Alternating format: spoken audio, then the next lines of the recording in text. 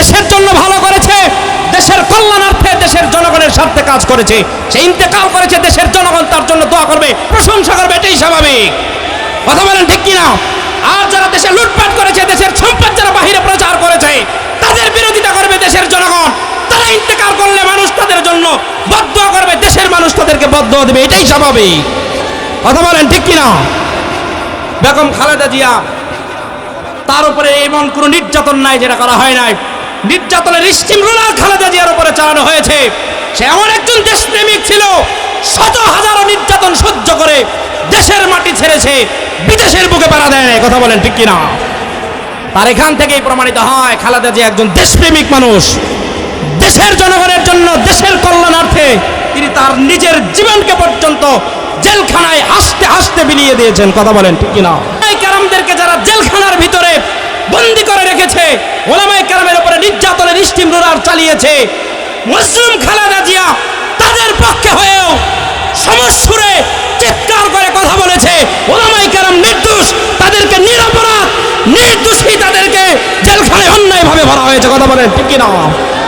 মোহতারাম, তাহলে ওলামায়ে কেরাম তার মৃত্যুর পর তার জানাজার লাশ কাঁধে নিবে না, তো জালেমের লাশ কাঁধে নিবে?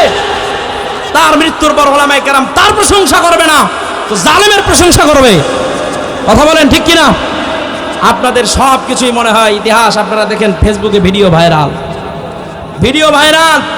আপনারা তো জানেন, এগুলো আমাদের চাইতে আপনারা বেশি জানেন।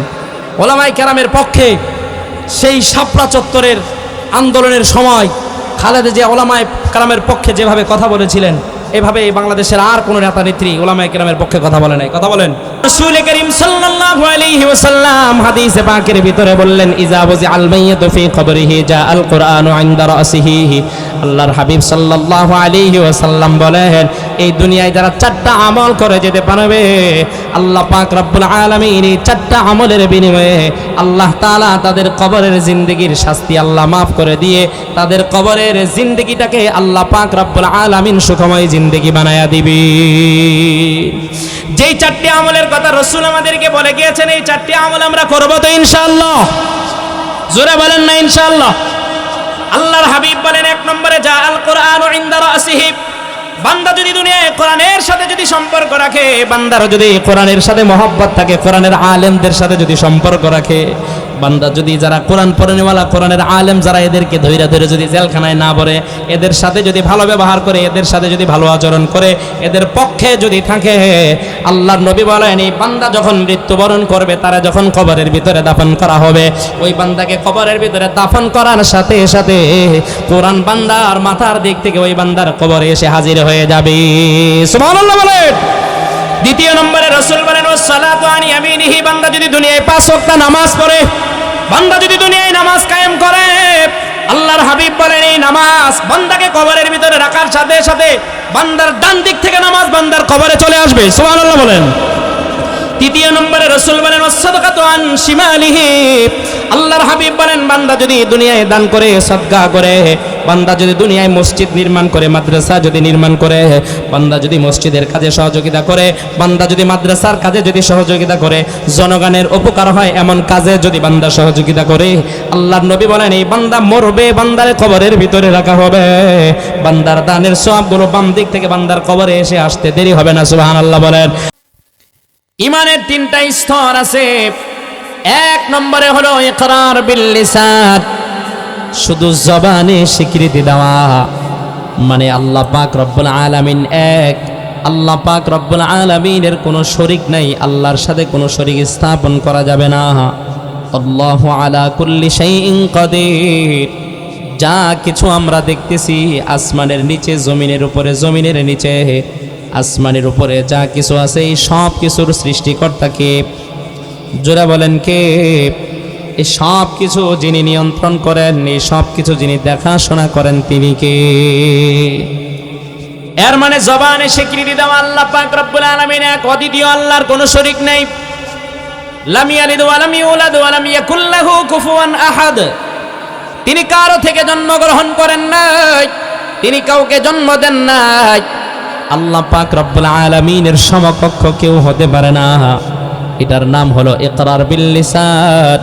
এটা হলো ইমানের একটা স্তর। ইমানের দ্বিতীয় স্তর হচ্ছে তাসদীক বিল জিনান। আল্লাহ পাক রব্বুল আলামিন আপনারে আমারে যা কিছু দিয়েছেন সব কিছু দিলে মনে প্রাণে মেনে নেওয়া। তৃতীয় নম্বর হচ্ছে আমল বিল আরকান। আল্লাহ পাক রব্বুল আলামিনের যত বিধিবিধান আছে সব বিধিবিধানগুলো মেনে নেওয়া। আল্লাহ পাক রব্বুল আলামিনের কোনো বিধিবিধানের বিরোধিতা না করা, কোনো বিধিবিধানকেও অস্বীকার না করা। এই তিনটা স্তরের নাম হলো ঈমান। এই তিনটা স্তর যাদের ভিতরে থাকবে তারা হবে ঈমানদার। কথা বলেন ঠিক কিনা? এই ঈমানদারদের সামনে এদের ঈমান এত মজবুত, এদের ঈমান এত শক্তিশালী, এই ঈমানদারদের সামনে পৃথিবীর কোনো বেঈমান, পৃথিবীর কোনো বাতিল তাদের সামনে কোনো সময় টিকতে পারে না। কথা বলেন ঠিক কিনা? এই ঈমানদাররা এমন মুসলমান, এরা পৃথিবীর কোনো পরাশক্তির সামনে কোনো সময় মাথা নত করে না। ইসলামের জন্য, দ্বীনের জন্য, ঈমানকে রক্ষা করার জন্য যদি নিজের বুকের তাজা রক্ত ঢেলে দিতে হয়, যদি নিজের কল্লা মাথা দিতে হয়, তারপরেও তারা রাজি। কথা বলেন ঠিক কিনা? জোরে বলতে হবে ঠিক কিনা? মুসলমান আমাদেরকে মজবুত ঈমানদার হতে হবে। ঈমান ছাড়া যদি আমরা ওই অন্ধকার কবরের ভিতরে যাই, আল্লাহ পাক রব্বুল আলামিন কবরটাকে আমাদের জন্য জাহান্নামের গর্ত বানায়া দিবেন। আল্লাহ পাক রব্বুল আলামিন যেদিন হাসরের ময়দানে আমাদেরকে উঠাবেন, সেদিন আমাদেরকে বেঈমান অবস্থায় উঠাবেন, সেদিন আমাদেরকে বিনা হিসাবে আল্লাহর জাহান্নামে নিক্ষেপ করবেন। এ মুসলমান, আপনাকে আমাকে কেমন ঈমান বানাইতে হবে? আপনার আমার ঈমানটা নবীওয়ালা ঈমান হতে হবে, সাহাবায়ে কেরামের মতো ঈমান হতে হবে। সাহাবায়ে কেরাম নিজের জীবন দিয়েছে, গর্দান দিয়েছে, তো ঈমান বিক্রি করে নাই। কথা বলেন ঠিক কিনা? কিন্তু মুসলমান আপনি আর আমি এমন মুসলমান, আপনি আর আমি এই দুনিয়ায় 10টা টাকার সামনে ঈমানকে ধরে রাখতে পারে না। ঈমানকে 10 টাকার বিনিময়ে বিক্রি করে দিয়ে আছে না নাই? এই জোরে বলেন আছে না নাই? কেউ যদি রাজনীতি করে, তার রাজনৈতিক দলের যে আদর্শ আছে, এই আদর্শ মানতে গিয়ে বান্দা ঈমানকে বিক্রি করে দেয়। কথা বলেন, এমন মুসলমান আমাদের সমাজে আছে না? না। ছোট্ট একটা ঘটনা আমি আপনাদেরকে শোনাই, আমার মূল আলোচনার দিকে চলে যাব। আল্লাহর হাবিব সাল্লাল্লাহু আলাইহি ওয়াসাল্লাম তিনি যখন মেরাজে যাইতেছিলেন, মেরাজে যাওয়ার সময় যখন তিনি মিশরের জমিনে আগমন করলেন, এমন সময় নবীজি সাল্লাল্লাহু আলাইহি ওয়াসাল্লাম জান্নাতের সুঘ্রাণ পাইতেছিলেন। নবীজির নাকে জান্নাতের সুঘ্রাণ আসতেছিল। মুসলমান ওই সময় নবীজি সাল্লাল্লাহু আলাইহি ওয়াসাল্লাম সেখানে থেমে গেলেন। জান্নাতি সুঘ্রাণটা তিনি অনুভব করতেছিলেন। জিবরাইল আলাইহিস সালাতু ওয়াস সালাম নবীজিকে ডেকে বললেন, আপনি এখানে কেন থেমে গেলেন? এখানে আপনি কেন থেমে গেলেন? আপনার তো আরো সামনের দিকে যেতে হবে। আল্লাহ পাক রব্বুল আলামিন আপনাকে দিয়ে জান্নাত জাহান্নাম ভ্রমণ করাবেন। আল্লাহর হাবিব ওই সময় জিবরাইলকে ডেকে বলেন, ভাই জিবরাইল, আমি তো এখানেই জান্নাতের সুঘ্রাণ পাচ্ছি। সুবহানাল্লাহ বলেন। মুসলমান, এখানেই রাসূল করিম সাল্লাল্লাহু আলাইহি ওয়াসাল্লাম সেখানেই দুনিয়ার জমিনে তিনি জান্নাতের সুঘ্রাণ পাচ্ছেন। আল্লাহর হাবিব জিবরাইলকে জিজ্ঞেস করলেন, ভাই এই জান্নাতের সুঘ্রাণটা কোথায় থেকে আসে একটু জানতে চাই। জিবরাইল দেখে বলেন, পয়গম্বর, এই জান্নাতের সুঘ্রাণটা কোথায় থেকে আসে জানেননি? আজ থেকে এই মিশরের জমিনে 2000 বছর আগে একজন মহিলাকে দাফন করা হয়েছে। ওই মহিলার কবরের ভিতর থেকে জান্নাতের সুঘ্রাণ আসছে, আর সেই সুঘ্রাণটাই আপনি পাচ্ছেন। জোরে জোরে চিৎকার মেরে বলা যাবে কি সুবহানাল্লাহ? আল্লাহর হাবিব জিজ্ঞেস করলেন, সেই ভাগ্যবতী মহিলা, সেই মহিষী নারীকে আমি একটু জানতে চাই। জিবরাইল বললেন, ইয়া রাসূলুল্লাহ, ফেরাউন কন্যার একজন বাদী ছিল, যার নাম ছিল মাসাতা অথবা মাস্তা। এই ফেরাউন কন্যার বাদী একদিন ফেরাউন কন্যার মাথার চুলগুলো চিরুনি দিয়ে আশ্রাইতেছিলেন। এমন সময় তার হাত থেকে চিরুনিটা পড়ে যায়। যখন তার হাত থেকে চিরুনিটা পড়ে যায়, সে যখন মাটি থেকে চিরুনিটা উঠায়, ওই সময় উঠানোর সময় সে বিসমিল্লাহ বলে চিরুনিটা উঠায়। এই আওয়াজ, এই কথাটা যখন ফেরাউন কন্যা শুনতে পারে, দৌড়ায় আসে ফেরাউনকে গিয়ে বিচার দেয়, বাবা, আমাদের যে দাসী আছে, আমাদের যে বাদী আছে, সেই বাদীর জবানে বিসমিল্লাহ উচ্চারিত হয়েছে। সেই বাদী যখন আমার মাথাটা আশ্রাইতেছিল তার হাত থেকে চিরুনি পড়ে গেল। চিরুনিটা ওঠার সময় সে বিসমিল্লাহ বলে চিরুনিটা উঠাইল। মনে হয় এই বাদী আপনাকে রব হিসাবে, আপনাকে আল্লাহ হিসাবে মানে না। ফেরাউন বলে, হ্যাঁ কথা কি তুমি ঠিক বলছো নাকি? কয় হ্যাঁ কথা ঠিক, সত্য কথা। কয় তারে রাজদরবারে ডাকো। তাকে যখন রাজদরবারে ডাকা হলো, ফেরাউন জিজ্ঞেস করলো আসলে কি কথা সত্য নাকি? কয় হ্যাঁ কথা সত্য। ফেরাউন বলে, তুমি তোমার এই কথা যদি সত্য হয় এখনো তোমার সময় আছে। তুমি সেই আল্লাহকে অস্বীকার করো, আমাকে তুমি রব হিসাবে মানো, আমাকেই তুমি প্রভু হিসাবে মেনে নাও। মুসলমান এই বাদী সেখানে ফেরাউনের রাজ দরবারে চিৎকার করে বলেছিল, ফেরাউন, আল্লাহ পাক রব্বুল আলামিন আমারে যদি কিয়ামত পর্যন্ত হায়াত দেয়, আর যদি কিয়ামত পর্যন্ত যদি তুমি আমার উপরে নির্যাতনের স্টিম রোলার চালাইতে থাকো, তাহলে আমি বাদীর জন্য সেই রবকে ছেড়ে দেওয়া কশ্চিনকালেও সম্ভব হবে না। মুসলমান ফেরাউনের বাদী, ফেরাউন কন্যার বাদী দেখছেন কেমন ইমানদার। ফেরাউন তার উপরে নির্যাতনের স্টিম রোলার চালাইয়া দেয়। এমন কোন নির্যাতন নাই যেটা বাদীর উপরে করা হয় না। ফেরাউনের দরবারে কিছু বিষাক্ত সাপ ছিল, পোকামাকড় ছিল, যারা ফেরাউনের অবাধ্যতা করত তাদেরকে শাস্তি দেওয়ার জন্য ফেরাউন এই বিষাক্ত পোকামাকড় এই সাপগুলো দিয়ে তারা বিভিন্নভাবে তার উপরে নির্যাতন চালাইছে। এরপরেও সে ঈমান ছাড়ে নাই, এরপরেও সে ফেরাউনকে রব হিসাবে মেনে নেয় না। এক পর্যায়ে ফেরাউন তাকে ডেকে বলল, তুমি যদি আল্লাহ পাক রব্বুল আলামিনকে যদি না ছাড়ো, যদি আল্লাহকে না ভুলে যাও, আমাকে তুমি যদি রব হিসাবে মেনে না নাও, তাহলে তোমার যে 5 জন সন্তান আছে এই 5 জন সন্তানকে তেল গরম করে এই গরম তেলের ভিতরে ছেড়ে দিয়ে তাদেরকে হত্যা করে দেওয়া হবে। ফেরাউন কন্যার বাদী ওই সময় ফেরাউনের রাজদরবারে সমস্ত মন্ত্রীবর্গদের সামনে চিৎকার করে এই কথা বলে দেয়, ফেরাউন, আমার 5 জন সন্তান না, আমাকে সহ যদি তেলের ভিতরে ছাড়া হয়, এরপরেও আমি ঈমান ছাড়তে পারি না, আমার রবকে ভুলতে পারি না। সুবহানাল্লাহ বলেন। এ মুসলমান, ওই সময় ফেরাউন তার রাজ দরবারে ঘোষণা দিয়ে দিল তেল গরম করার জন্য। বিভিন্ন ডেক্সির ভিতরে, বড় বড় ডেক্সির ভিতরে তেল গরম করা হয়। এই তেলগুলো যখন বলকাইতে থাকে, এমন সময় ওই ফেরাউন কন্যার বাদীর এক একজন সন্তানকে নিয়ে সেই তেলের ভিতরে ছেড়ে দেওয়া হয়। মুসলমান কিতাবের ভিতরে লেখা হয়, এই ফেরাউন কন্যার বাদীর এক একজন সন্তানকে যখন এই গরম তেলের ভিতরে ছাড়া হতো, গরম তেলের ভিতরে ছাড়তে দেরি হতো, কিন্তু তাদের হাড্ডি থেকে গোশতগুলো আলাদা হয়ে যেতে দেরি হতো না। এইভাবে এক এক করে 4 জন সন্তানকে যখন এইভাবে গরম তেলের ভিতরে ফেলে শহীদ করে দেওয়া হয়, ওই সময় ফেরাউন কন্যার বাদী 2টা চোখের পানি ফেলে তিনি কান্না করতেছিলেন। আল্লাহ পাক রব্বুল আলামিনকে ডেকে ডেকে বলতেছিলেন, আল্লাহ, আমার 4 জন সন্তানকে ফেরাউন হত্যা করে ফেলল। রব্বুল আলামিন, আল্লাহ, এই যে আমার কোলের একটা দুগ্ধপুষ্য সন্তান, আল্লাহ, আমার এই সন্তানটাকেও তো গরম তেলের ভিতরে ফেলে হত্যা করা হবে। আমি 4 জন সন্তানের কষ্ট সহ্য করেছি, কিন্তু আমার কোলের সন্তানটারে যদি এই গরম তেলের ভিতরে ফালানো হয়, রব্বুল আলামিন, আল্লাহ, আমার এই কষ্টটা সহ্য হবে না।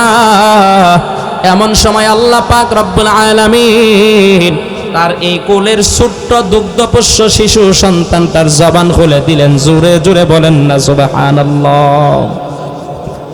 কোলের এই দুগ্ধপোষ্য ছোট্ট শিশু সন্তানটা মাকে ডেকে বলতেছেন, মা, আপনি কেন কান্না করেন? আপনার কান্নার কোনো কারণ নাই, আপনি ভয় পায়েন না, আপনি কান্না করিয়েন না।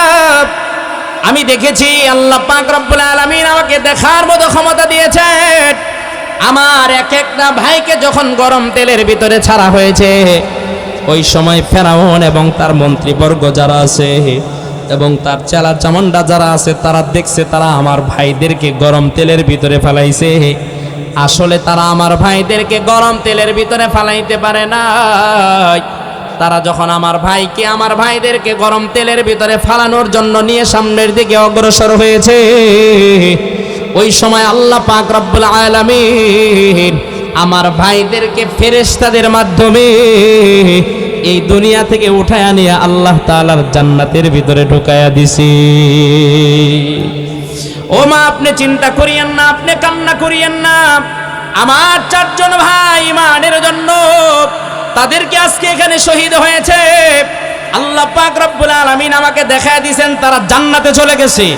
আমাকেও যদি এই গরম তেলের ভিতরে ছাড়া হয়, আল্লাহ পাক রব্বুল আলামিন আমাকেও জান্নাতের পাখি হিসাবে কবুল করে নেবেন। সুবহানাল্লাহ বলেন।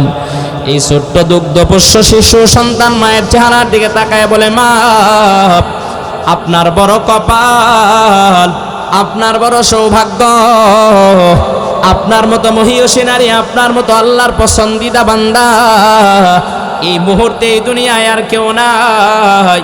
মা, আমি এই কথাও জানি ফেরাউন যদি আপনাকেও নির্যাতন করতে করতে শহীদ করে ফেলে, এই দুনিয়া থেকে আপনার বিদায় নিতে দেরি হবে, কিন্তু এই যে আপনার মজবুত ঈমান, এই মজবুত ঈমানের কারণে আপনার আল্লাহর জান্নাতে ঢুকতে দেরি হবে না।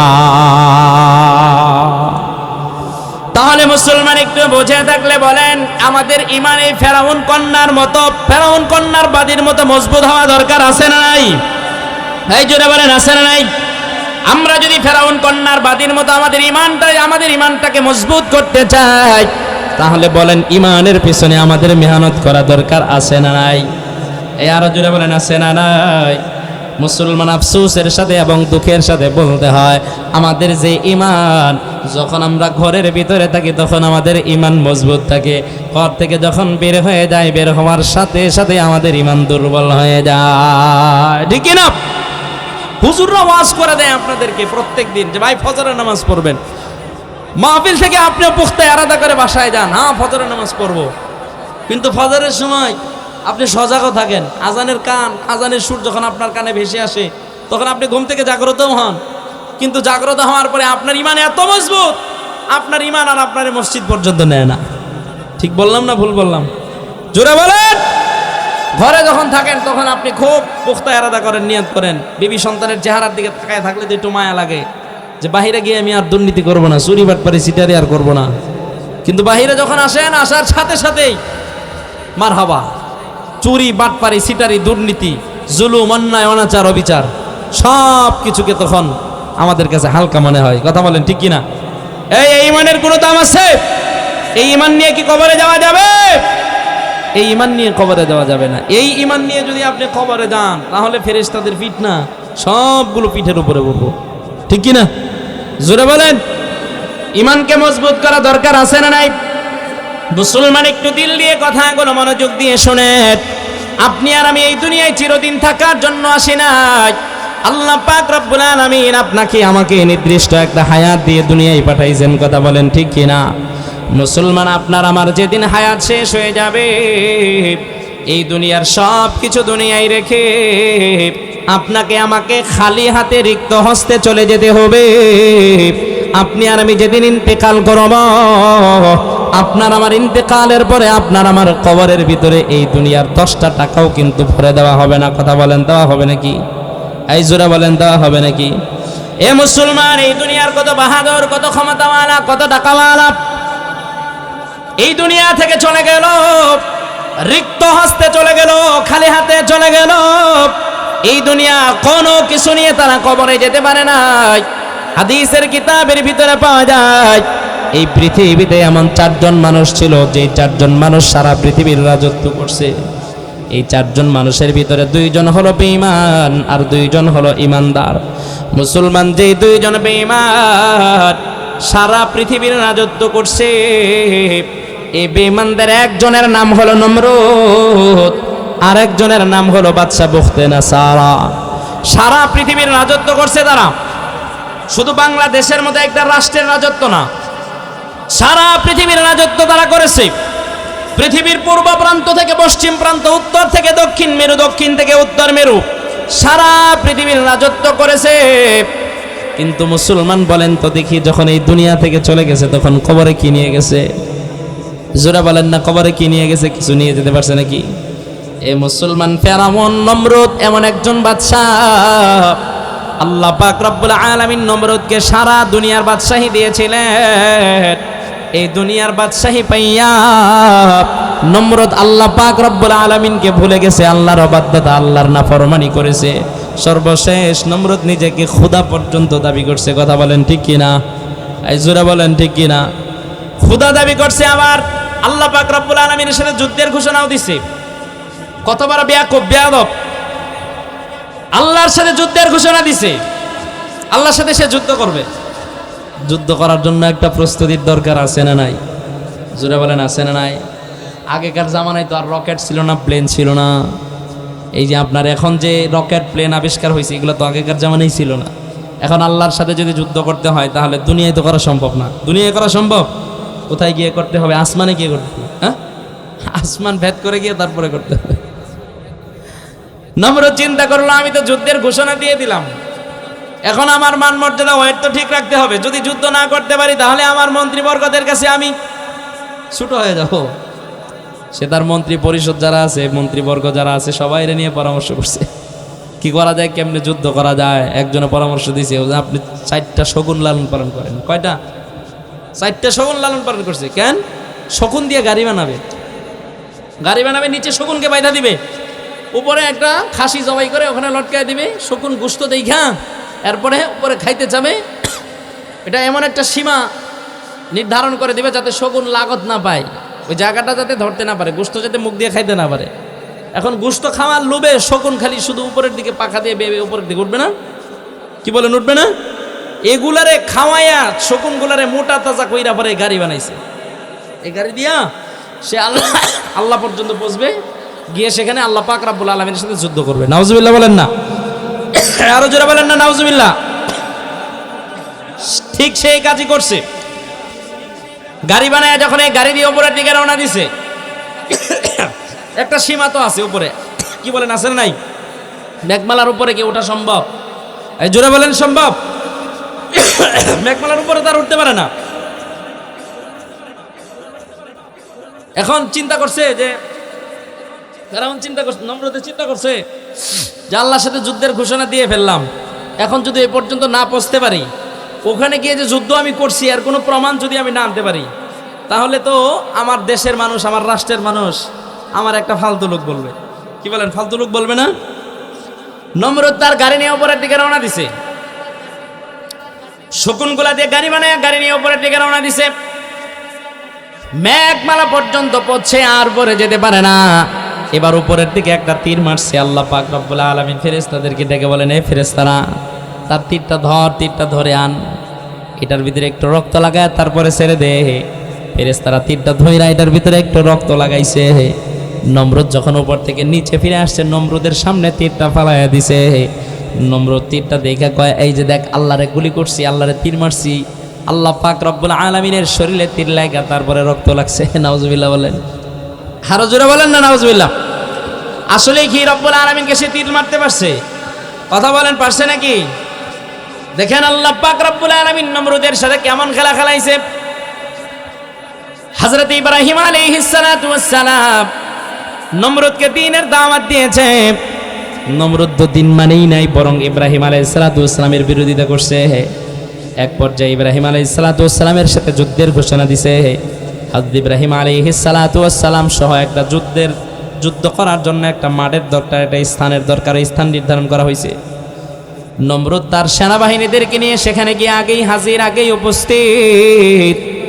ইব্রাহিম আলাইহিস সালাতু ওয়াস সালাম একাই গিয়ে হাজির। নমরুদ বলে, ইব্রাহিম কই তোমার বাহিনী? তোমার বাহিনীর সাথে যুদ্ধ করব। ইব্রাহিম আলাইহিস সালাতু ওয়াস সালাম বলেন, আমার দুনিয়াবি কোনো বাহিনী নাই। যে আল্লাহ আমারে দুনিয়ায় নবী বানায় পাঠাইছেন, ওই আল্লাহ একটু পরে বাহিনী পাঠাইয়া দিবে। সুবহানাল্লাহ বলেন। একটু পরে আল্লাহ পাক রব্বুল আলামিন নমরুদ এবং নমরুদের বাহিনীকে শায়েস্তা করার জন্য আল্লাহ তাআলা মশা পাঠাইয়া দিবেন। সুবহানাল্লাহ বলেন। আল্লাহর পক্ষ থেকে এই মশাগুলো এসে নমরুদের বাহিনী এমন ভাবে নমরুদের বাহিনীকে ধরছে, নমরুদের বাহিনী সবাই জমিনে শুয়ে পড়ছে, জমিনে শুয়ে গড়াগড়ি করে আর বলে, কে কোন দিক দিয়ে আমাদেরকে কামড় দেয়, কে কোন দিক দিয়ে আমাদেরকে গুলি করে, আমরা তো বুঝতে পারি না। কই ইব্রাহিমের বাহিনী তো দেখতে পারি না। মুসলমান বলেন তো দেখি, খেলাগুলো যিনি খেলাইতেছেন তিনি কে? আর জোরে বলেন তিনি কে? নমরুদ দুনিয়ায় আত্মহমিকা দেখাইছে, অহংকার দেখাইছে। আল্লাহ পাক রব্বুল আলামিন ওই অহংকারীর পরিণতি আল্লাহ তাআলা পৃথিবীবাসীকে এমন ভাবে দেখাইছেন, কিয়ামত পর্যন্ত যত মানুষ এই দুনিয়ায় আসবে তার কথা স্মরণ রাখবে। কথা বলেন ঠিক কি না? এবং তার ব্যাপারে বলবে কথা লানাতুল্লাহ, সবাই কথা বলবে, তার উপরে আল্লাহর লানত নাজিল হোক। কথা বলেন ঠিক কি না? মৃত্যু কিয়ামত পর্যন্ত মানুষ তার জন্য বদদুয়াই দিবে, তার কবরে লানতই পাঠাবে। নমরুদের এই অহমিকা অহংকার, তার এই দম্ভ তাকে এমন ভাবে ধ্বংস করে দিয়েছে, সারা পৃথিবী যতদিন এই পৃথিবী থাকবে ততদিন পৃথিবীর মানুষগুলো নমরুদকে স্মরণ করবে, কথা ঠিক, কিন্তু নমরুদের নামটা নিবে, কথা ঠিক, কিন্তু নমরুদের নাম যখন নেবে তখন তার জন্য বদদুয়া করবে, তার ব্যাপারে লানাতুল্লাহ বলবে। আল্লাহ পাক রব্বুল আলামিনকে বলবে, আল্লাহ তুমি তারে লানত দাও, লানত দিয়ে তার কবরটাকে ভরপুর করে দাও। কথা বলেন ঠিক কি না? আল্লাহ পাক রব্বুল আলামিন একটা ল্যাংড়া মশা নমরুদের মাথার ভিতরে ঢুকাইয়া দিয়েছেন। এই ল্যাংড়া মশা যখন নমরুদের মাথার ভিতরে ঢুকছে, নমরুদ এই চিকিৎসা কোথায় করবে? পৃথিবীতে এই চিকিৎসা করার মতো ওই সময় কোনো ডাক্তার কবিরাজ ছিল না। সবাই মিলে পরামর্শ করে, বাচ্চার তো সমস্যা, মাথায় কি যেন কিটকিট করে কামড়ায়, কি করা যায়? সবাই মিলে চিন্তা করলো, যখন কিটকিট করে কামড় দেয় তখন কি করলে বাচ্চা একটু আরাম পায়? কয় বাচ্চার মাথায় হালকা করে থাপ্পড় দিলে আরাম পায়। কি দিয়ে থাপ্পড় দেওয়া যায়? সবাই মিলে পরামর্শ করলো, নরম জাতীয় কোনো কিছু দিয়ে থাপ্পড় দিতে হবে, কারণ নরম জাতীয় যদি কোনো কিছু না হয় তাহলে জোরে যদি মাথায় লাগে তাহলে মাথা ফাটার সম্ভাবনা আছে না নাই? জোরে বলেন, মাথা ফাটার সম্ভাবনা আছে না নাই? সবাই মিলে চিন্তা করলো, তাহলে কাপড়ের একটা লাঠি বানানো, কাপড় দিয়ে একটা রশি বানানো হোক, এই রশি দিয়ে পিটানো হোক। রশি দিয়ে যখন, এই কাপড়ের রশি দিয়ে যখন আঘাত করা হয়, নমরুদের মাথার এই কামড় আর বন্ধ হয় না। নমরুদ বলে, এটা দিয়ে হবে না, অন্য কিছু দিয়ে কর। কি দিয়ে করা যায়? কয় তাহলে গাছের কোনো লাকড়ি দিয়ে করি। কয় লাকড়ি দিয়ে করলে তো মাথা ফেটে যাবে। কয় কি দিয়ে করবা? একজনে চিন্তা করলো, পায়ের জুতা বড় নরম, নরম জুতা দিয়ে করলে ভালো। সর্বশেষ জুতা দিয়ে তারে মাথার ভিতরে পিটানো হয়। যারে পিটানোর দায়িত্ব দেওয়া হয়েছে সে পিটাইতেই থাকে, একটু পরে এই মাথায় কামড় দেয়, সে একটা পিটা দেয়। পিটাইতে পিটাইতে পিটাইতে পিটাইতে সে বিরক্ত হয়ে গেছে, এক পর্যায়ে ক্লান্ত হয়ে গেছে। রাগান্বিত হইয়া জুতার রাইখা লাঠি দিয়ে এমন জোরে একবারে দিছে, মাথা ফাইটার সাথে সাথেই নমরুদ দুনিয়া থেকে বিদায়। নাউজুবিল্লাহ বলেন। মাথা যখন পেটে গেছে, ল্যাংড়া মশা বের হয়ে উড়াল দিয়ে চলে গেছে, সবাই দেখছে। আল্লাহ পাক রব্বুল আলামিন এই দাম্ভিককে একটা ল্যাংড়া মশা দিয়ে শায়েস্তা করেছেন। কথা বলেন ঠিক কিনা? মুসলমানের বর্তমান পৃথিবীতেও যদি কেউ দাম্ভিকতা দেখায়, কেউ যদি অহংকার দেখায়, অহংকারী ভাব নিয়ে যদি কেউ এই দুনিয়ায় চলে, আল্লাহ পাক রব্বুল আলামিন তারে এমন শাস্তি দিবেন, নমরুদ এবং ফেরাউনের যে পরিণতি আল্লাহ করেছেন সেই পরিণতি তাদেরও হবে। কথা বলেন ঠিক কিনা? মুসলমান অহংকার আর দাম্ভিকতা নিয়ে দুনিয়ায় চলা যাবে না। আল্লাহ পাক রব্বুল আলামিনের অহংকার হলো আল্লাহর কুদরতি চাদর। আল্লাহ নিজেই বলেছেন, এটা হাদিসে কুদসি, শুধু রাসূলের জবান দিয়ে বের হয়েছে, আল কিবরিয়া ও হৃদয়। আল্লাহ বলছেন, অহংকার হলো আমার চাদর, এই চাদর নিয়ে যারা টানাটানি করবে আমি আল্লাহ পাক রব্বুল আলামিন তাদেরকে দুনিয়ায় ধ্বংস করে দিব।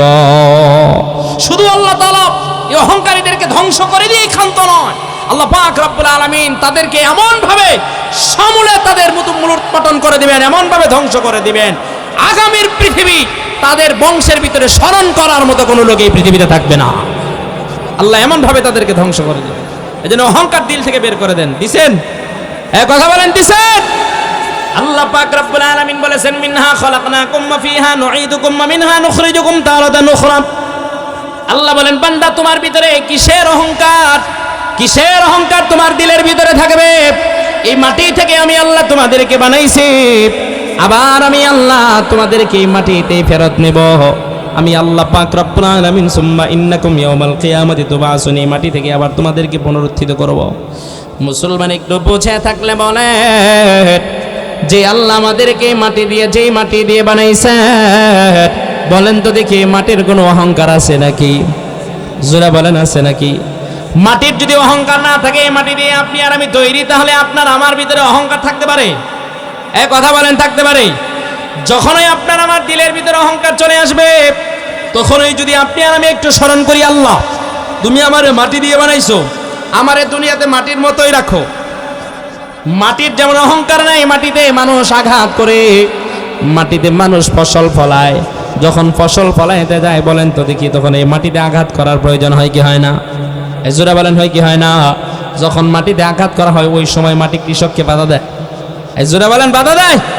ঠিক তদ্রূপ নিজেকে এমন মনে করে, আল্লাহ তুমি আমারে দুনিয়ায় মানুষ হিসেবে পাঠাইছ, জ্ঞান দিছ, আকল দিছ, বিবেক দিছ, বুদ্ধি দিছ, একদিন আবার সব কিছু শেষ হয়ে যাবে, একদিন আবার তোমাটাকে সারা দিয়ে আমাকে ওই অন্ধকার কবরের ভিতরে চলে যেতে হবে, সেই মাটির সাথে আমাকে আবার মিশে যেতে হবে। আল্লাহ দুনিয়ায় যতদিন বাঁচবো ততদিন দিলের ভিতরে অহংকার ঢুকাইয়া দিও না। অহংকার যদি থেকেও থাকে, আল্লাহুম্মা জাআলনি ফি আইনি সগীরা ওয়া ফি আয়ুনিন নাসি কাবীরা, আল্লাহ তুমি আমার নিজের চোখে আমারে ছোট বানায়া দাও, সারা পৃথিবীর সমস্ত মানুষের সামনে তুমি আমারে বড় বানায়া দাও। আল্লাহর কাছেই দোয়া করবেন, তাহলে দিল থেকে অহংকার বের হয়ে যাবে। এই বুঝতে পারছেন? এই জোরে বলেন বুঝতে পারছেন তো? মুসলমান একটু দিল দিয়ে কথাগুলো মনোযোগ দিয়ে শোনেন। অহংকার দেখা কি লাভ হবে? আল্লাহর নবী হাদিসে পাকের ভিতরে বললেন, আল কবরু রাউযাতুম মিন রিয়াজিল জান্নাহ আও হুফরাতুম মিন হুফারিন নার। আল্লাহর নবী বলেন, ও দুনিয়ার মানুষ শোনো, এই দুনিয়ায় তুমি যত টাকাওয়ালাই হও না কেন, যত গাড়িওয়ালা যত বাড়িওয়ালাই হও না কেন, এই দুনিয়ায় তোমার যত কিছুই থাকুক না কেন, এই সব কিছু ছেড়ে একদিন তোমাকে কবরের ভিতরে চলে আসতে হবে। ওই অন্ধকার কবরের ভিতরে যেদিন তুমি চলে আসবা বান্দা, সেদিন যদি তোমার আমল ভালো হয় ওই কবরের আচরণ তোমার সাথে ভালো হবে, আর যদি বান্দা তোমার আমল ভালো না হয় কবরের আচরণও কিন্তু বান্দা তোমার সাথে ভালো হবে না। এই মুসলমান হাদিসের কিতাবের ভিতরে পাওয়া যায়, নবীজি সাল্লাল্লাহু আলাইহি ওয়াসাল্লাম বলেন, এই দুনিয়ায় যারা অহংকার দেখাবে, যারা অহংকারী ভাব নিয়ে চলবে, এরা যখন মৃত্যুবরণ করবে, এদেরকে যখন কবরের ভিতরে দাফন করা হবে, কবরের ভিতরে দাফন করার পরে এদের জন্য কবরটা জাহান্নামের টুকরা হয়ে যাবে। আর যারা এই দুনিয়ায় বিনয়ী হয়ে চলবে, এই দুনিয়ায় যারা অহংকারী ভাব নিয়ে চলবে না, আল্লাহ পাক রব্বুল আলামিন তাদের জন্য তাদের কবরটাকে জান্নাতের টুকরা বানায়া দিবেন। জোরে জোরে বলা যাবে কি সুবহানাল্লাহ? এ মুসলমান, এই দুনিয়ায় দুই শ্রেণীর মানুষ আছে। এক শ্রেণীর মানুষ হলো বদকার, আর এক শ্রেণীর মানুষ হলো নেককার। কথা বলেন ঠিক কিনা? যেই মানুষগুলো নেককার, এই মানুষগুলোর মৃত্যুটাও হয় স্বাভাবিক। এই মানুষগুলো যখন মৃত্যুবরণ করে, এরা যখন সমাজ থেকে বিদায় নিয়ে চলে যায়, সমাজের মানুষ তাদের জন্য আক্ষেপ করে, সমাজের মানুষ তাদের জন্য দোয়া করে। কথা বলেন ঠিক কিনা?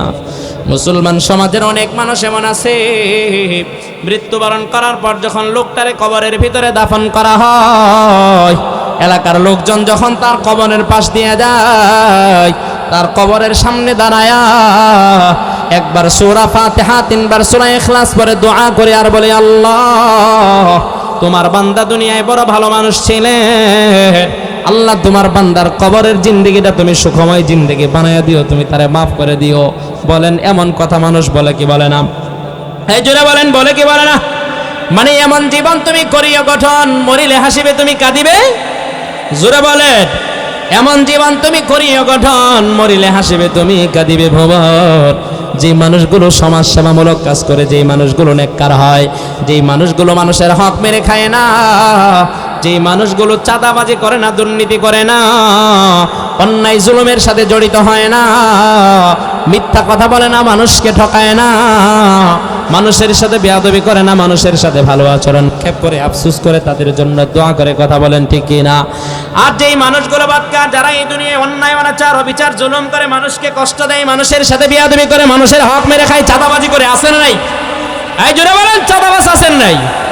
এই চাঁদাবাজরা যতদিন দুনিয়ায় বেঁচে থাকে, হয়তো মানুষ তাদের প্রভাব প্রতিপত্তির কারণে তাদের সামনে জবান খুলে না, কিন্তু যখন মৃত্যুবরণ করে, বলেন তাদের মৃত্যুর পরে মানুষ এই কথা বলে কিনা, জালেমের জুলুম থেকে নিষ্কৃতি মুক্তি পাইলাম? এরকম কথা বলে কি বলে না? এর মানে মানুষ যখন মৃত্যুবরণ করে, মানুষ যদি তার কবরের পাশ দিয়ে যায়, ওই সময় তার কবরের পাশে গিয়ে মানুষ তার জন্য দোয়া করবে, তো বহু পরের কথা। মানুষ বলে লোকটা বড় খারাপ আছে, মসজিদে ভালো হয়েছে। কথা বলেন বলে কি বলে না? এই জোরে বলেন বলে কি বলে না? গত 2 দিন আগে আপনারা দেখেছেন, আমাদের দেশের সাবেক 3 বারের প্রধানমন্ত্রী বেগম খালেদা জিয়া ইন্তেকাল করছে। সে মারা গেছে, কিন্তু সে তার নীতি আদর্শ স্মৃতিগুলো দেশে রেখে গেছে। কথা বলেন, যতদিন এই দেশ থাকবে। আপনি বলবেন হুজুর আপনি খালেদা জিয়ার একবারে পিছনে, মানে খালেদা জিয়ার এত প্রশংসা শুরু করছেন কেন? আরে ভাই, আমি বিএনপি করি না, আমি বিএনপির দলের কোনো সদস্য না, কোনো লোকও না। বিএনপি ওলা না আমারে 5টা টাকা দিব এই কথা বলে তা না, যে যা করছে তার তা বলতে হবে। কথা বলেন ঠিক কিনা? সে দেশের জন্য ভালো করেছে, দেশের কল্যাণার্থে, দেশের জনগণের স্বার্থে কাজ করেছে, সে ইন্তেকাল করেছে, দেশের জনগণ তার জন্য দোয়া করবে, তার জন্য তার প্রশংসা করবে, এটাই স্বাভাবিক। কথা বলেন ঠিক কিনা? আর যারা দেশে লুটপাট করেছে, দেশের সম্পদ যারা বাহিরে প্রচার করেছে, তাদের বিরোধিতা করবে দেশের জনগণ। তারা ইন্তেকাল করলে মানুষ তাদের জন্য বদদোয়া করবে, দেশের মানুষ তাদেরকে বদদোয়া দেবে, এটাই স্বাভাবিক। কথা বলেন ঠিক কিনা? বেগম খালেদা জিয়া, তার উপরে এমন কোনো নির্যাতন নাই যেটা করা হয় নাই। নির্যাতনের স্টিম রোলার খালেদা জিয়ার উপরে চালানো হয়েছে। সে এমন একজন দেশপ্রেমিক ছিল, শত হাজারো নির্যাতন সহ্য করে দেশের মাটি ছেড়েছে, বিদেশের বুকে পাড়া দেয়। কথা বলেন ঠিক কিনা? তার এখান থেকেই প্রমাণিত হয় খালেদা জিয়া একজন দেশপ্রেমিক মানুষ। দেশের জনগণের জন্য, দেশের কল্যাণার্থে তিনি তার নিজের জীবনকে পর্যন্ত জেলখানায় হাসতে হাসতে বিলিয়ে দিয়েছেন। কথা বলেন ঠিক কিনা? মুহতারাম হাজিরিন, খালেদা জিয়া বিদায় নিয়ে চলে গেছে, সে ইন্তেকাল করছে, কিন্তু খালেদা জিয়ার নীতি আদর্শ এই দেশের মানুষের জন্য রেখে গিয়েছে। কথা বলেন ঠিক কিনা? এমন একজন নেত্রী, বাতিলের সাথে কোনো সময় সে আপোষ করে নাই। এদেশে যারা ইসলামের বিরুদ্ধে কথা বলেছে, ইসলামকে নিয়ে যারা কটাক্ষ করেছে, মুসলমানদেরকে নিয়ে যারা কটাক্ষ করেছে, এদেশের উলামায়ে কেরামদেরকে নিয়ে যারা কটাক্ষ করেছে, উলামায়ে কেরামদেরকে যারা জেলখানার ভিতরে বন্দী করে রেখেছে, উলামায়ে কেরামের উপরে নির্যাতনের স্টিম রোলার চালিয়েছে, মুসলিম খালেদা জিয়া তাদের পক্ষে হয়েও সমস্বরে চিৎকার করে কথা বলেছে। উলামায়ে কেরাম নির্দোষ, তাদেরকে নিরপরাধ, নির্দোষী তাদেরকে জেলখানায় অন্যায়ভাবে ভরা হয়েছে। কথা বলেন ঠিক কিনা? মুহতারাম, তাহলে উলামায়ে কেরাম তার মৃত্যুর পর তার জানাজার লাশ কাঁধে নিবে না, তো জালিমের লাশ কাঁধে নিবে? তার মৃত্যুর পর উলামায়ে কেরাম তার প্রশংসা করবে না, তো জালিমের প্রশংসা করবে। কথা বলেন ঠিক কিনা? আপনাদের সব কিছুই মনে হয় ইতিহাস। আপনারা দেখেন ফেসবুকে ভিডিও ভাইরাল, আপনারা তো জানেন, এগুলো আমাদের চাইতে আপনারা বেশি জানেন। উলামায়ে কেরামের পক্ষে সেই শাপলা চত্বরের আন্দোলনের সময় খালেদা জিয়া উলামায়ে কেরামের পক্ষে যেভাবে কথা বলেছিলেন, এভাবে বাংলাদেশের আর কোনো নেতা নেত্রী উলামায়ে কেরামের পক্ষে কথা বলে নাই। কথা বলেন ঠিক কিনা? এজন্য দেখেন আল্লাহ পাক রব্বুল আলামিনের খেলা বোঝা বড় কঠিন। আল্লাহর খেলা বোঝা বড় কঠিন। এদেশে এমনও মানুষ আছে যাদেরকে স্বাধীনতার স্থপতি বলা হয়, তাদের ইন্তেকাল কোথায় কিভাবে হয়েছে, জানাজা কোথায় হয়েছে, কবর কোথায় হয়েছে, এটাও এদেশের মানুষ জানে না। কথা বলেন ঠিক কিনা? কিন্তু খালেদা জিয়ার কত সৌভাগ্য, তার ইন্তেকালের পরে এদেশের সর্বোচ্চ শ্রেণীর উলামায়ে কেরাম যারা, তারাই খালেদা জিয়ার লাশটা কাঁধে করে বহন করেছে। এর চাইতে বড় সৌভাগ্য আর কি হতে পারে? আমি মনে করি একজন মানুষের ইন্তেকালের পরে দেশের শীর্ষস্থানীয় উলামায়ে কেরাম যদি তার লাশটা কাঁধে বহন করে, আমি মনে করি তার জন্য, ওই মৃত লাশের জন্য, মৃত ব্যক্তির জন্য এর চাইতে বড় পাওয়ার আর কিছু নাই, আর কিছু নাই তার পাওয়ার। এজন্য মুহতারাম, আমরা খালেদা জিয়ার জন্য দোয়াও করি। কথা বলেন ঠিক কিনা? সে তার সন্তানদেরকে দুনিয়ায় রেখে গেছেন, তার আদর্শ সন্তান রেখে গিয়েছেন। মা মারা গেছে, মার ইন্তেকালের পরে মার জানাজার সামনে দাঁড়ায় কিভাবে কথা বলতে হয়। আরে অনেক যারা ধর্মীয় জ্ঞান রাখে, তারাও অনেক সময় জানে না মৃত ব্যক্তির লাশের সামনে দাঁড়ায় কি কথা বলতে হয়। মৃত ব্যক্তির লাশের সামনে দাঁড়ায় বলে আমার বাবা অমুক করেছে, হমুক করেছে, তুম হাম করেছে, তাম করেছে, এরকম বলে কি বলে না? কথা বলেন। আর তার সন্তান তারেক রহমান খালেদা জিয়ার লাশের সামনে দাঁড়ায় শুধু 3টা কথা বলছেন। কয়টা কথা? এজন্য আমরা তাকে ধন্যবাদ সাধুবাদ না দিয়ে পারছি না। 3টা কথা বলেছিলেন, যে এই কথা বলেন নাই আমার মা 3 বারের সাবেক প্রধানমন্ত্রী, আমার মা দেশের জন্য অমুক করছেন, তুমুক করছেন, আমার মা প্রেসিডেন্ট জিয়াউর রহমানের স্ত্রী ছিলেন, এগুলো বলে নাই। বলছে কি সুন্দর কথা বলছেন, আমার মা ইন্তেকাল করেছেন, যদি আমার মার কাছে আপনারা কোনো পাওনা দাওনা থাকেন, এটাই তো মানুষের মৃত্যুর শেষ পুঁজি। কি বলেন? শেষ কথা তো এগুলোই। আরে আমি শেষ ফিনিশিং দিচ্ছি আপনাদেরকে, পরে বুঝবেন। বলবেন যে হুজুর মাঝখানে তো চিল্লাইলো কেন? কেন চিল্লাইলাম এটা বলবো একটু পরে। বলছে আমার মা যদি আপনাদের কারো কাছে ঋণী থাকেন আমারে বলবেন, আমি ঋণ পরিশোধ করে দেব। আমার মার কথায়, আচার ব্যবহারে কেউ যদি কোনো কষ্ট পেয়ে থাকেন, আমার মাকে আপনারা ক্ষমা করে দিবেন, মার জন্য দোয়া করবেন, আল্লাহ যেন আমার মায়ের কবরটা জান্নাতের বাগান বানায় দেয়। 3টা কথাই তো বলছেন। কথা বলেন ঠিক কিনা? কথা 3টা বলছেন, কিন্তু এই 3টা কথা স্বর্ণ অক্ষরে লিখে রাখা উচিত, দরকার। যে মৃত ব্যক্তির লাশের সামনে দাঁড়ায় রাজনীতি চলে না, মৃত ব্যক্তির লাশের সামনে দাঁড়ায় শুধুমাত্র এই কথাগুলোই চলে যে আমার বাবা আমার মা ইন্তেকাল করছে, যদি কোনো অন্যায় করে থাকে আপনারা মাফ করে দিন। কথা বলেন ঠিক কিনা? আর এই দেশে বহু এমপি মন্ত্রী মারা গেছে, ইন্তেকাল করছে, তাদের লাশের সামনে দাঁড়ায় পতিত সরকার রাজনীতি করেছে। এরকম ইতিহাস আছে, আছে না নাই? কথা বলেন আছে না নাই? লাশের সামনে রাজনীতি চলে না, এটা তারেক রহমান দেশের মানুষকে বুঝাইয়া দিছে। আল্লাহ পাক দোয়া করি তার হায়াতের ভিতরে বরকত দান করুক, বলেন আমিন। আর যারা বলেন আমিন। তো মুসলমান, আমি আপনাদেরকে যে কথা বুঝাইতে চাইলাম, দেখেন আমাদের দেশের 3 বার সাবেক প্রধানমন্ত্রী বেগম খালেদা জিয়া, সে কিন্তু 3 বার প্রধানমন্ত্রী হয়েছে। এদেশের জনগণের জন্য তিনি কাজ করেছেন, দেশের জন্য তিনি কাজ করেছেন, দেশের জন্য তিনি কারাবরণ করেছেন। কথা বলেন ঠিক কিনা? দেশের মানুষের জন্য তিনি কারাবরণ করেছেন। তিনি যদি চাইতেন তাহলে বিদেশে গিয়ে তিনি বিলাসী জীবনযাপন করতে পারতেন। কথা বলেন পারতেন কি পারতেন না? জোরে বলেন পারতেন কি পারতেন না? এমন একজন জনপ্রিয় মানুষ যাকে দেশের সমস্ত মানুষ ভালোবাসে, যারা বিরোধী দল, আওয়ামী লীগ নাই, বিএনপি নাই, জামাত নাই, সবাই তারা ভালোবাসে। কথা বলেন ঠিক কিনা? এমন একজন মানুষ যখন দুনিয়া থেকে চলে গেলেন, ওই সময় দেখেন তিনি কিন্তু এই দুনিয়া থেকে কিছুই নিয়ে যেতে পারেন নাই, খালি হাতে চলে গেছেন। কথা বলেন ঠিক কিনা? এই মুসলমান একেবারে রিক্ত হস্তে খালি হাতে চলে গেছেন। এই দুনিয়ার কোনো ধন দৌলত টাকা করি কোনো কিছুই নিয়ে যেতে পারে নাই। আপনি আর আমিও যখন এই দুনিয়া থেকে চলে যাব, সেদিন কিন্তু আপনি আর আমিও কিন্তু খালি হাতে রিক্ত হস্তে চলে যাব। কথা বলেন ঠিক কিনা? এজন্যই মুসলমান, দুনিয়ায় অহংকারী ভাব দেখা যাবে না, ভাব দেখানো যাবে না। দুনিয়ায় অহংকারী ভাব যদি আপনি দেখান, আল্লাহ পাক রব্বুল আলামিন দুনিয়ার মানুষের সামনেই আপনারে পচায়া দিবেন। সরাসরি কথা, আপনারে পচায়া দিবেন। দুনিয়ার মানুষ আপনাকে ঘৃণা করবে। কথা বলেন ঠিক কিনা? আর যদি আপনার ভিতরে অহংকার না থাকে, আপনি যদি বিনয়ী হয়ে চলেন, আল্লাহ পাক রব্বুল আলামিন আপনার মর্যাদা এত বেশি বাড়ায়া দিবেন। আল্লাহর নবী বলেন, মান তাওয়াজা লিল্লাহ রাফাহুল্লাহ। যেই ব্যক্তি বিনয়ী হয়ে চলবে, আল্লাহ পাক রব্বুল আলামিন তার মর্যাদা শুধু দুনিয়ায় না, আল্লাহ তাআলা হাসরের ময়দানেও তার মর্যাদা বাড়িয়ে দিবে। জোরে বলেন না সুবহানাল্লাহ। তো মুসলমান যারা বদকার, এই দুনিয়া থেকে যারা বদকার অবস্থায় ইন্তেকাল করে, বদকাররা মৃত্যুর পরে তাদের জানাজায় মানুষ শরীক হয় না। কথা বলেন ঠিক কিনা? যারা নেককার অবস্থায় এই দুনিয়া থেকে বিদায় নেয়, তাদের ইন্তেকালের পরে তাদের জানাজায় অংশগ্রহণ করার জন্য লক্ষ লক্ষ মানুষ দেশের বিভিন্ন প্রান্ত থেকে ছুটে আসে। কথা বলেন ঠিক কিনা? এর জ্বলন্ত দৃষ্টান্ত প্রমাণ হচ্ছে আমাদের এই দেশের সৈনিক, আমাদের দেশের আদর্শ সন্তান হাদি ভাই এবং বেগম খালেদা জিয়া। কথা বলেন ঠিক কিনা? তাদের জানাজায় অংশগ্রহণ করার জন্য দেশের প্রান্ত থেকে, বিভিন্ন জায়গা থেকে লক্ষ লক্ষ মানুষ তাদের জানাজায় অংশগ্রহণ করার জন্য ছুটে এসেছে। কথা বলেন ঠিক কিনা? আর এই দেশে এমন নেতা ইন্তেকাল করছে, তাদের জানাজায় মানুষ গিয়ে দাঁড়াইতে ভয় পায়, যে জানাজায় দাঁড়ানো যাবে না। যদি জানাজায় দাঁড়ায় তাহলে আমাকেও এই ফেরাউনের মতো মনে করবে এই ফেরাউনের সহযোগী আমি।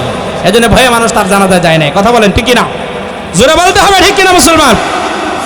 তো মুসলমান যারা নেককার অবস্থায় যারা দুনিয়া থেকে চলে যাবে, তাদের জানাজাটাই প্রমাণ করে দিবে লোকটা নেককার না বদকার। কথা বলেন ঠিক কিনা? যারা নেককার অবস্থায় মৃত্যুবরণ করবে, তাদের জানাজায় অনেক লোকজনের সমাগম হবে। দেশের শীর্ষস্থানীয় উলামায়ে কেরাম তাদের জানাজা পড়াবে, তাদের জন্য আল্লাহ পাক রব্বুল আলামিনের কাছে দোয়াও করবে।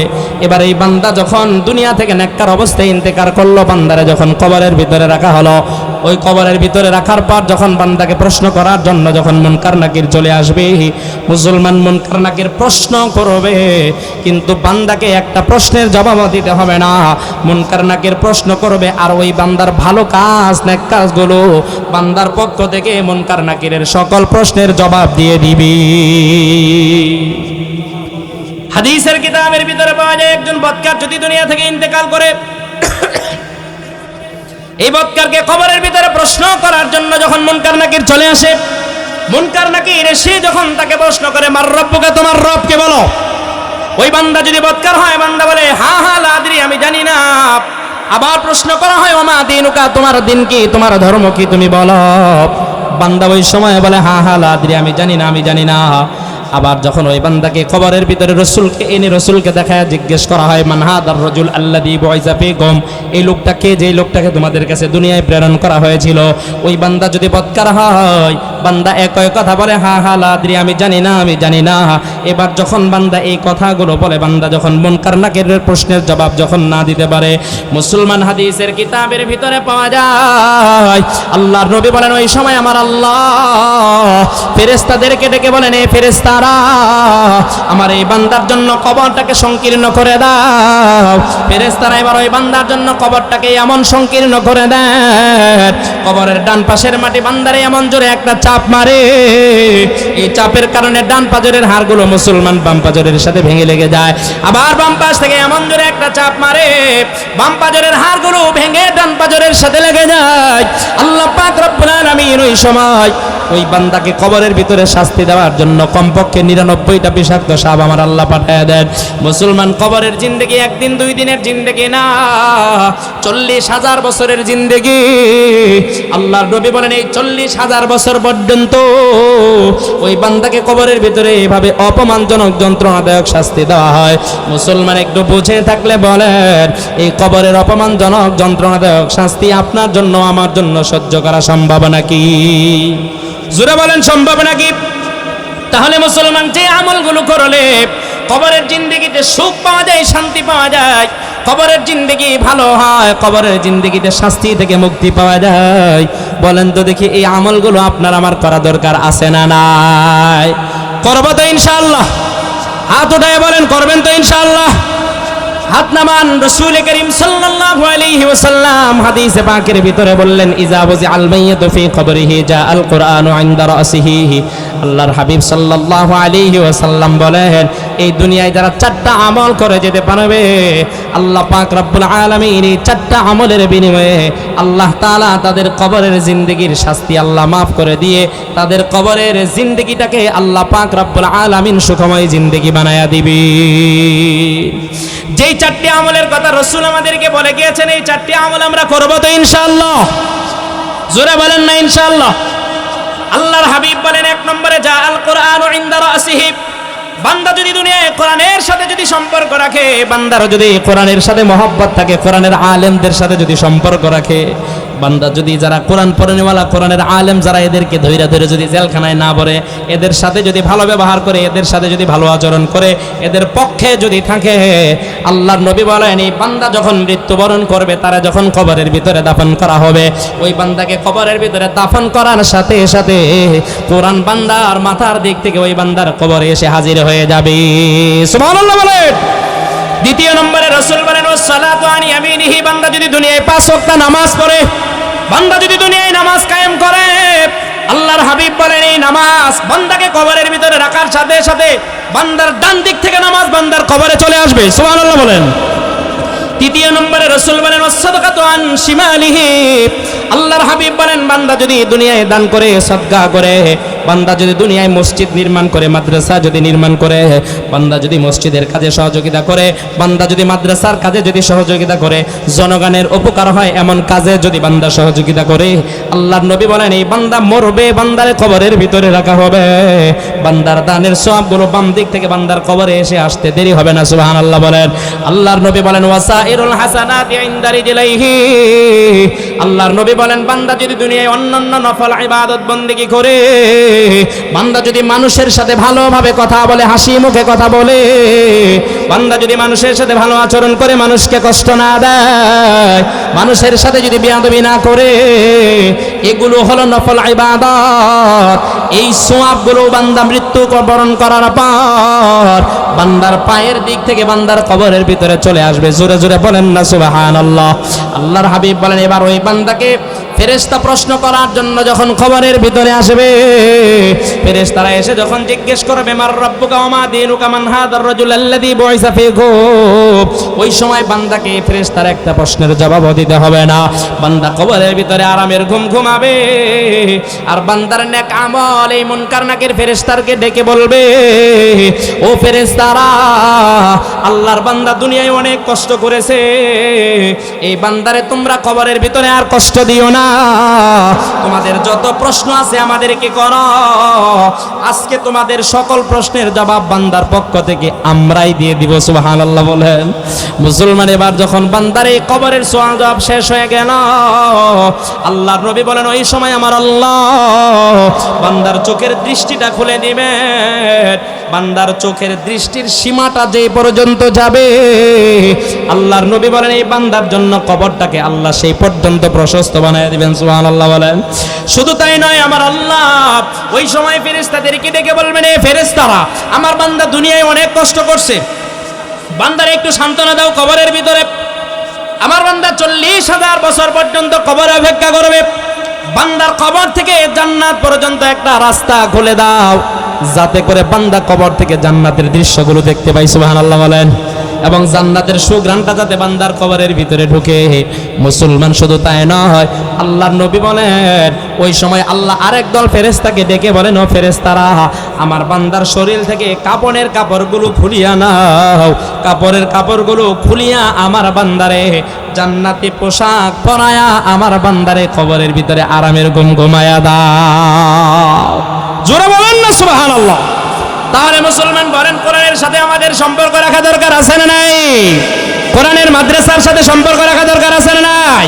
কোরআনের আলেমদের সাথে সম্পর্ক রাখা দরকার আছে না নাই? আমরা এই দুনিয়া কে কি করব, রাজনীতি করব, আমাদের কার কি মতাদর্শ আছে সেগুলো দেখার বিষয় না। আগে আমাদের দেখার বিষয় হলো আমরা ইমানদার, আমরা মুসলমান, আমাদের গোড়া এক। কথা বলেন ঠিক কি না? এই জোরে বলেন। আমাদের গোড়া এক, আমাদের কোরআন এক, আমাদের নবী এক। কথা বলেন, আমাদের আল্লাহ এক। কথা বলেন ঠিক কি না? এই জন্যই আমরা সবাই এক সুতুই গাথা, ঐক্যের বন্ধনে আবদ্ধ থেকে সারা দুনিয়ার সমস্ত মুসলিমরা ইনশাআল্লাহ আমরা গর্বিত জীবন যাপন করবো ইনশাআল্লাহ। জোরে বলেন না ইনশাআল্লাহ? রাজি আছেন তো সবাই ইনশাআল্লাহ? মুহতারাম হাজিরিন, আল মদিনা আইডিয়াল মাদ্রাসা পক্ষ থেকে আজকের এই আয়োজন করা হয়েছে। আপনারা এতে খুশি না বেদার? মাদ্রাসার প্রতি সুনজর সুদৃষ্টি রাখবেন ইনশাআল্লাহ বলেন। জোরে বলেন ইনশাআল্লাহ। আগামী দিনে যারাই নেতৃত্ব দিবে তারা যদি কোরআনের পক্ষে কাজ করে তাদেরকে ভোট দিবেন ইনশাআল্লাহ বলেন। আমাদের এই স্টেজে নেতাকর্মী যারা আছেন আপনারা কোরআনের পক্ষে কাজ করবেন। যদি কোরআনের পক্ষে কাজ করেন জনগণ আপনাদের পাশে আছে, আর যদি কোরআনের পক্ষে কাজ না করেন জনগণ আপনাদের পক্ষে নাই। কথা বলেন ঠিক কিনা? যারা কোরআনকে শুধু ব্যক্তি জীবন না, সামাজিক জীবন না, পারিবারিক জীবন না, রাষ্ট্রীয় জীবন পর্যন্ত বাস্তবায়ন করার চেষ্টা করবে, তাদের সাথে এদেশের ধর্মপ্রাণ মুসলমান আছে। কথা বলেন ঠিক কিনা? আর যারা কোরআনকে দূরে রাখবে, মানব রচিত মতবাদ দিয়ে দেশ চালাইতে চাবে, মুসলমানদেরকে পরিচালনা করতে চাইবে, এদের পাশে দেশের ধর্মপ্রাণ মুসলমানরা নাই। কথা বলেন। আল্লাহ পাক আমাদের প্রত্যেককে কথাগুলো বোঝার আমল করার তৌফিক দান করুন। সকলে বলি আমিন। আর একটু জোরে বলি আমিন। সবাই একটু তওবা করি, আমার সাথে বলেন সবাই আস্তাগফিরুল্লাহ। বলেন আস্তাগফিরুল্লাহ। আবার বলেন আস্তাগফিরুল্লাহ। আস্তাগফিরুল্লাহ রাব্বি মিন কুল্লি যামবিউ ওয়া আতুবু ইলাইহি লা হাওলা